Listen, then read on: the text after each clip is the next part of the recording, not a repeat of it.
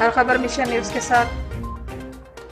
Corona virus जैसी वबा में सिंध पुलिस के साथ साथ ट्रैफिक पुलिस के जवानों को भी खराज तहसीन अपनी ड्यूटी को बखूबी सरअंजाम दे रहे हैं। किमाड़ी रोड पर जवानों को हैवी ट्रैफिक कंट्रोल करते हुए आप देख सकते हैं।